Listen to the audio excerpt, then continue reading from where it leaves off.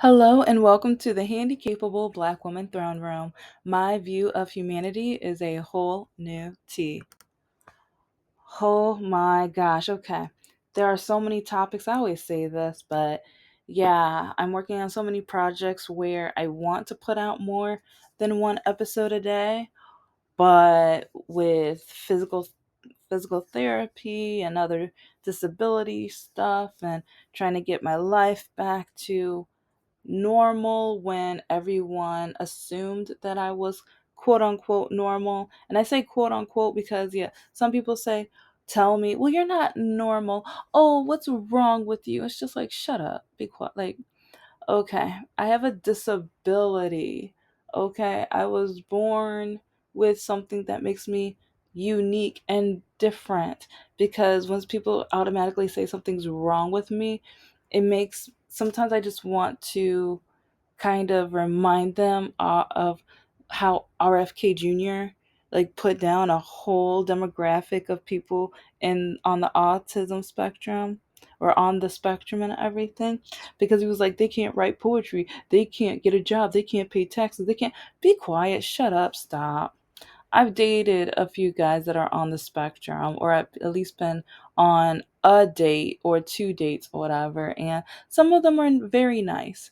I've already told you the nightmare story of the one, yeah, the irony of the one guy on the spectrum who, since I have a physical disability, the whole drive back to his house, he literally put me down and told me that I should not leave the house, that I should just stay indoors and that I'm not capable and able and everything like that. So yeah, it's like I just kind of thought, oh, now you have someone who is in charge of a department of the country telling that same thing you said about me about you. How does it feel? How does it feel? But anyway, it's just crazy within the dating sphere, being a woman, being black, having a disability, of all of the situations that I run into. And oh, being like today, the main focus is dating while Democrat, while progressive, while liberal, while having empathy, sympathy, compassion for the rest of humanity. Because I know some people are going to think, they're going to get it twisted, but yeah, because yes, I am very harsh and hard on the MAGA Republican community and the apolitical, non-political, moderate community. Yes, I am. Does that mean I don't care about them? No, I care about them deeply, and I know sometimes there might be some things that we have in common politically, but we think of it differently either because I'm not gonna say I know more than they do because yeah, oh my gosh, the orange guy does that all the time, and that just, but especially when it comes to history, especially African American history, which right now, yeah, you guys are show, you guys are showing yourself. You guys are showing yourself. And it's kind of embarrassing with the lengths you guys are trying to say. Slavery wasn't that bad. Some of the slaves had side hustles. Some of the slaves, oh, they survived. They weren't, because you remind me of this idiot that I was in that I went to high school with senior year. And this is, I think, right before or right after we watched the movie Rosewood, and the girl was like, well, slavery wasn't that bad. It's like enough of them survived where they're still here today. It's like, what? What? Oh, how stupid. Okay. And you're about to graduate? How are you about to graduate and you're still this stupid? Mm. And part of me was kind of thinking, because I remember I wanted to bring up like the Holocaust. Like, okay, so do you want to say the same thing about the Holocaust? It wasn't that bad because there are still some of the, yeah, it's like, so I don't know. And then especially some of the idiots who are like, there's slavery everywhere. It like everyone did it. And it's like, okay, well, first you need to look up the different versions of slavery, and especially cattle slavery, and also the racism within slavery. And even speaking of race, race was developed because of power, and race is based off of power. So sometimes when people want to say reverse racism, no, racism is based off of power, and the whites created the racism so that they can put down the other demographics, the other races and nationalities and skin colors in order to keep power for themselves and to shut them out, which is maybe one reason why Marjorie Taylor Greene has the nerve to think that all black people just need to be broke and suffering and without. And maybe this is one reason why a lot of white guys that I've interacted with, talked with, whenever once we start talking, because in my dating profiles, I do like some only say, do you have a college degree? But then some get into specifics like how high is your degree or whatever. So when I put masters, a lot of them think I'm just playing with that. I don't have one. When actually I have two masters and three degrees, which I'm going to talk about in another episode, because especially with, in my opinion, the no good, arrogant, poorly educated bigot Marjorie Taylor Greene, who the way she talked about my girl from Texas. But then it kind of shapes how she thinks of African Americans. I mean, in my opinion, but actually not in my opinion, because she said a couple things about so. But it's just a lot. She sounds a lot like, and I'm really gonna drag her because she sounds so much like Mrs. No Heart or Mrs. Masher, Mr. No Heart's mother, because it's like she would tell me that the only reason you got into college is because you're black. The only reason you got that job is because you're black. Oh, well, it's like and then, I keep saying I'm going to tell this story, but I haven't, but I will soon. The story of how it's like, I remember we just had a long day. I'm tired. And I think I was working on something in the guest room until dinner or whatever. I forgot what happened, but I remember my brain is just blown. Oh yeah, and I faced racism earlier that day in their city at the grocery store when this woman came up to my ex's, Mrs. Mashers, asking her if I was the help. And so then I had to calm down my ex's oldest daughter, because she was like, I had to just play it off because, you know, like black people, we know like what to do, especially if you're in a racist town. I mean, in my opinion, but at the same time, it's not in my opinion, because the way they were staring at me, gawking at me, looking like they were just looking, they were so disgusted with me. And some of them looked like they were looking for a high enough tree. So yeah, I knew to stay close to my ex and their family, especially the oldest daughter. I was like, nah, you're my, like, this is like a field trip. You're my partner. We sticking together. No. But I just remember the time where they handed me the phone, and next thing I know, they were trying to quiz me, test me, because since I have 3 degrees, they were trying to see if I was smart enough.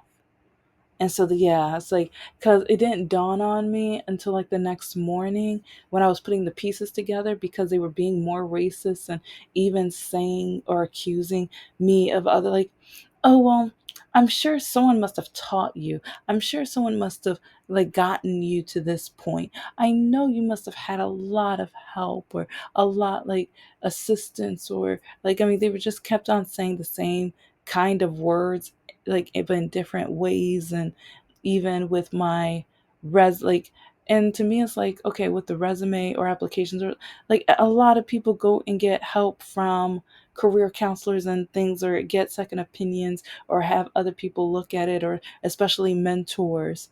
Being a adjunct professor, I tell my students, especially at the end of the semester, guys, get like, I ask them, what are your goals? What are your careers? Because I asked them this at the beginning of the semester and at the end of the semester.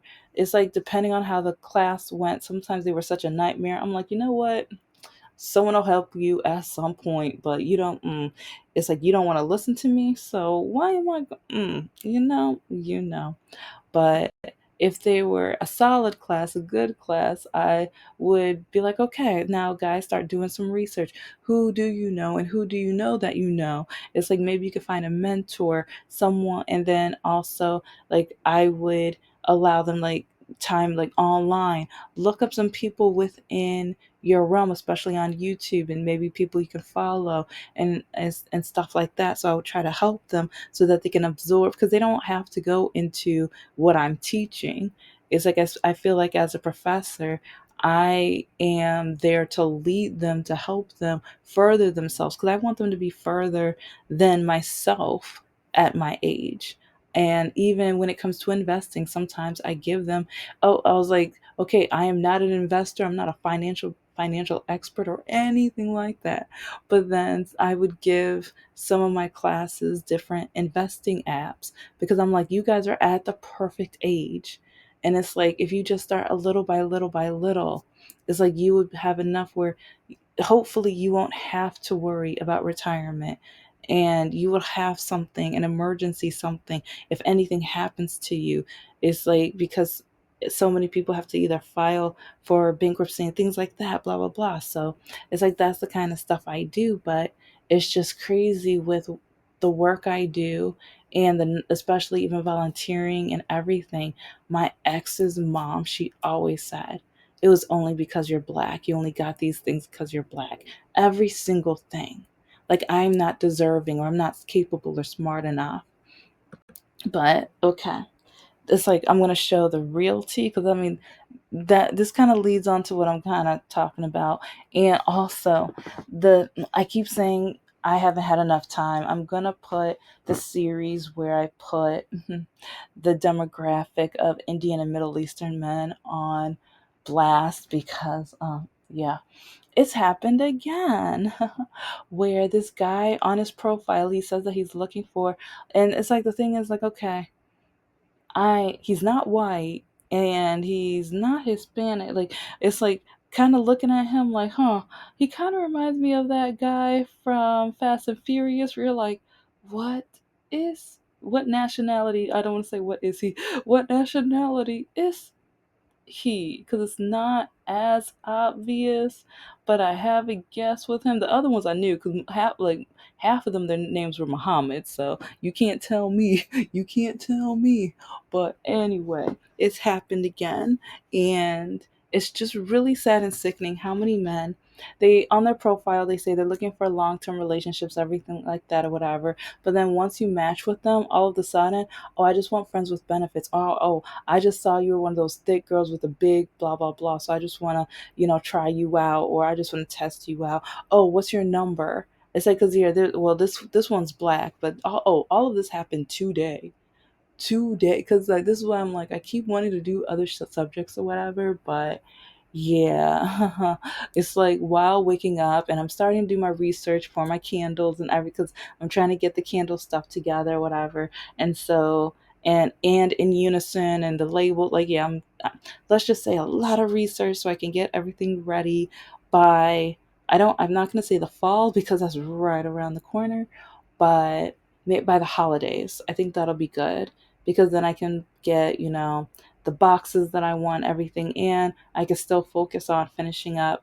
part one of my book series and stuff like that. So, and I'm so excited. I am so, like, it's coming together. Like, you do not know how excited I am.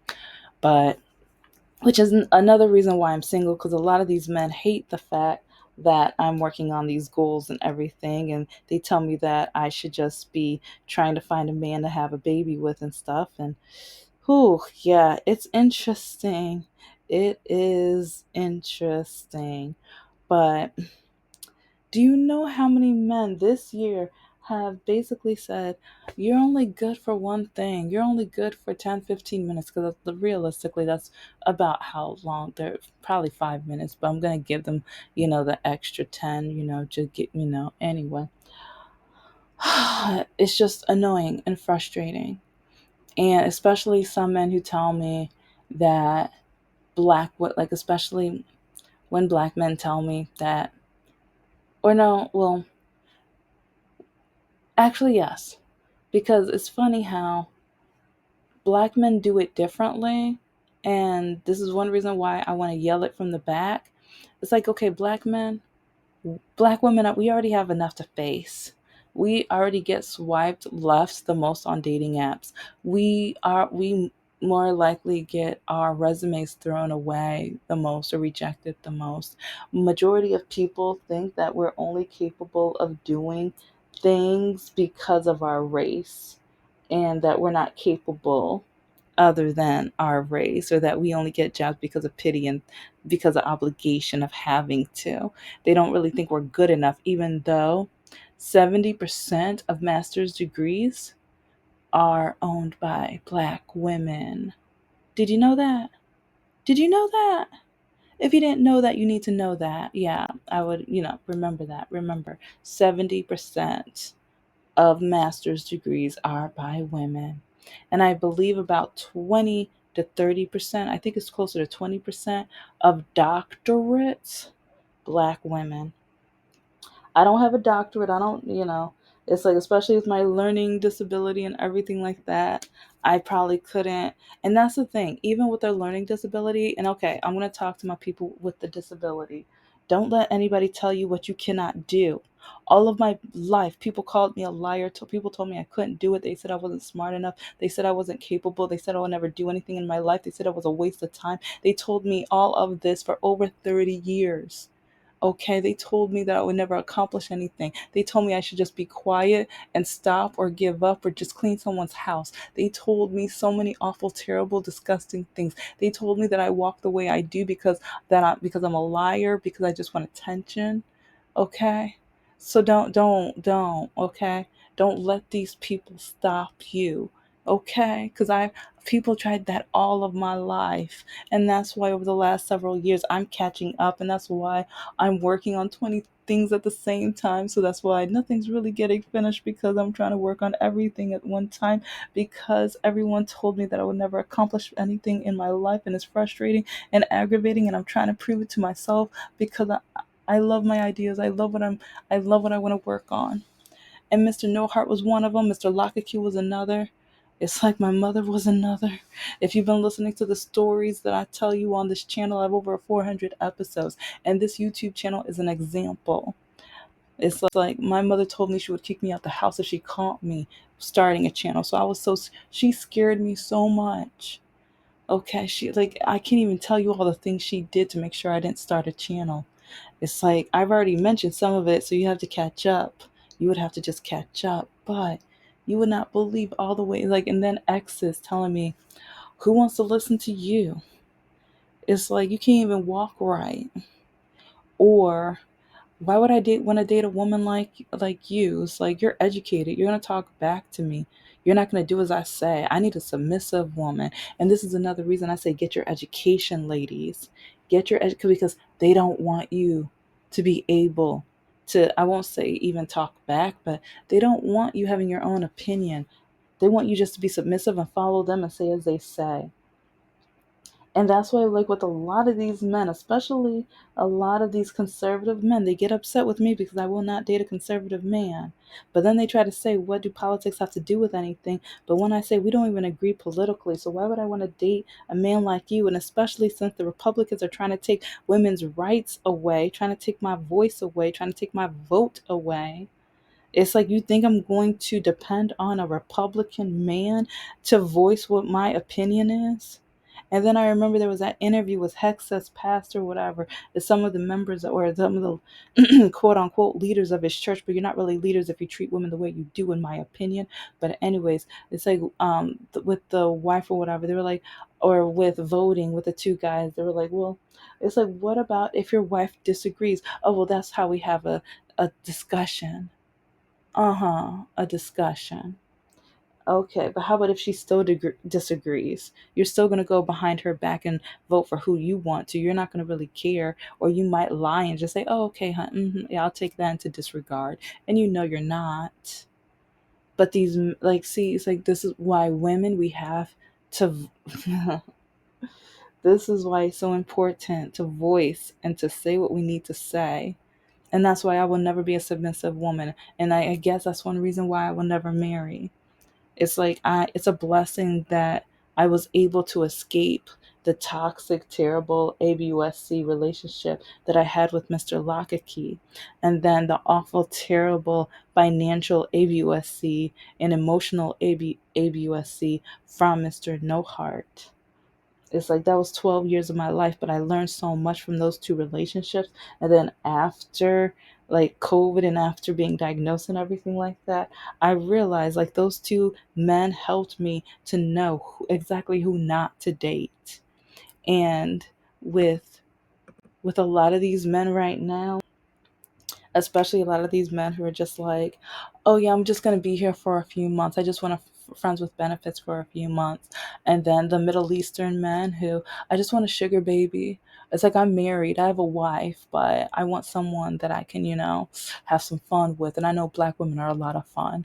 And or the engaged Middle Eastern men.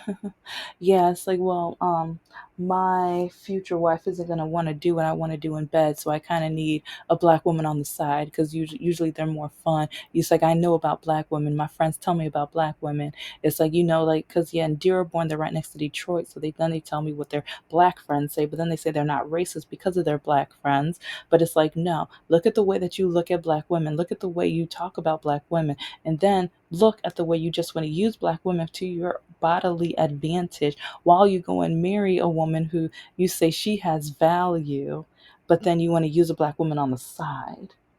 But then it's like people blame me for being single. People want to blame me for just, mm, but it's just amazing how the blame gets put on me when a lot of these men don't like, again, my education. They can't stand my education. They can't stand my political stance. Oh, I forgot. Yeah, this is the one, the main ones.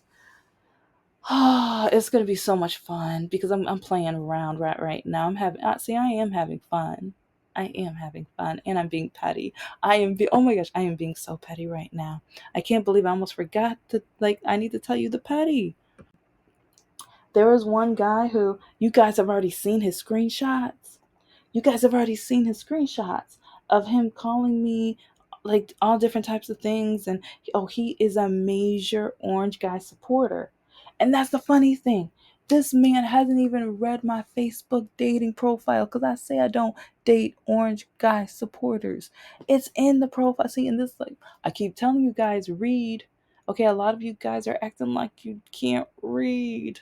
Okay, if you need to be hooked on phonics or something like that, let me know. Okay, but yeah, a lot of you guys, you need to learn how to read because it's like there's this one guy who I'm gonna see how long I could play around with it until I just want to vomit or whatever because it does sicken me because I can't believe I'm like, oh, I'm gonna have to be nice to him because okay, he's one of the I think he was up he Meet Me or Scout. Yeah, he's from one of those. He is now on Facebook dating, trying to find a girl or whatever, and he liked me as a friend.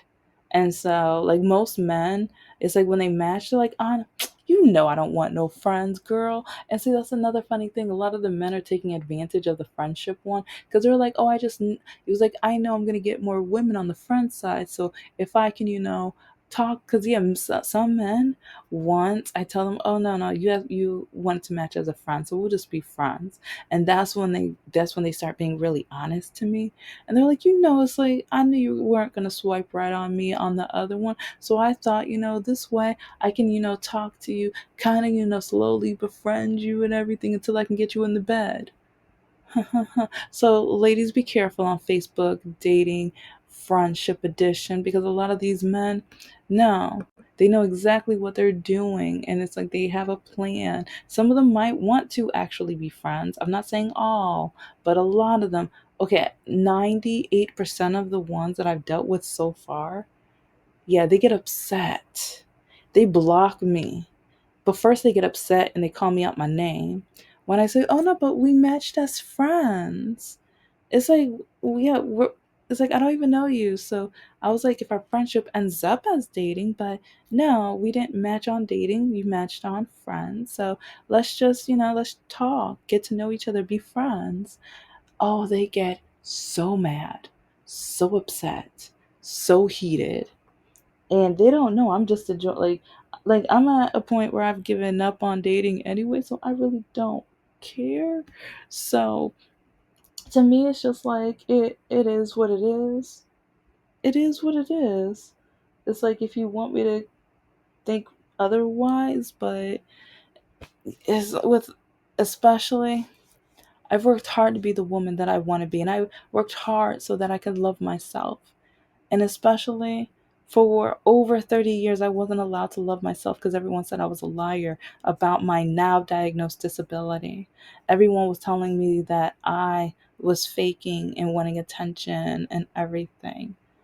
And so now being in the dating pool, now being diagnosed, now men are telling me that I'm not good enough or they would be embarrassed to be around me and everything like that. So I'm at a point where it's more research than anything. It's like sometimes I do end up going on a date, but then sometimes I do end up going on a date with jerks, and I know they're jerks and I know they're just playing me, but at least I get a free dinner out of it. Because yeah, like Mark the security guard, which I haven't told the full story, and oh, I have the pictures too. But yeah, Mark, who he claimed, or he's divorced because he said his wife left him. She's a nurse. They have two kids, a boy and a girl. Yeah, but it's like, yeah, let's just say first he'll love bomb you. Oh no, but first he will pretend like he called you, but it didn't connect. And so he might tell you that lie or something, because that's exactly what he did to my phone. Because he sent the voice message, but then he's gonna text you constantly, and then he's gonna keep trying to ask you out and go on maybe 1 or 2 dates, but then it's gonna slowly decline. And then sometimes, like when you say, "Oh, what's going on?" he'll turn it around and try to blame it on you, or he's gonna lie and say his phone got wet. Yeah, but then you're like, no, and then because well, I'll tell the whole story in different time, but yeah, it's just really funny because I was more writing notes because now with one of my main characters, I kind of wanted to know the full because well, on his dating profile, he even says that he loves messing people's lives up, and it's like that's not it's not a quote on it's not quote quote but that's basically what he said. And so I already knew to be suspicious of him, and I already knew he was kind of playing me. But again, at least a free dinner and someone to laugh with, chat with, because he's great with conversation. And it's like he could be a great guy for a woman once he grows up and realizes that it's like, okay, if your ex-wife did leave you, it's like that doesn't mean you need to go around and try to be a player to all these other women. Maybe that just means that it didn't work out or whatever. So, but yeah, it's like there's so many lies when I got yeah, and it's funny. He kept trying to tell me to send him inappropriate pictures of myself. And I'm like, but I'm not your girlfriend. He kept asking me things, and I'm like, but I'm not your girlfriend. Oh, but I know what I want this to be. I know what I want us to be. He kept like doing all this, like playing on words, but he didn't understand. Being a black woman with a disability, I know most of the game. It's like just like Monopoly, I know the game. Okay, I know how to get back to go collect the $200, and like I know. Okay, I know the power of the like if you own all of the electricity or the all of the like the household essential things on the board or whatever. I know that's powerful. I know that's amazing. I know that's a goal. It's like, or when I get on the board, that's one of my goals or whatever. But anyway, it's just amazing with how some of these men try to treat us and dehumanize us and degrade us. And then they date us to hate us, or they hate us to date us. And it's to a point where it's just like, why would you date people you hate? Why? I mean, just to feel like, and then you're gonna spend money on the like, and see, that's the other funny part to me because I offer to go Dutch. I offer because I'm like, you know what? I'm willing to pay. I don't care. But then they're like, no, let me pay. Okay. Yeah, it's like I know you're playing me, so yeah, I might as well get the free meal out of it. So yeah, don't think I'm not such a jerk. I do offer to pay for my own. But anyway. Thank you for listening to the Handicapable Black Woman Throne Room. I am a woman, I am of color, and I am handicapable. But most importantly, I am human and you're human too. And you already know my channel is as messy as my life.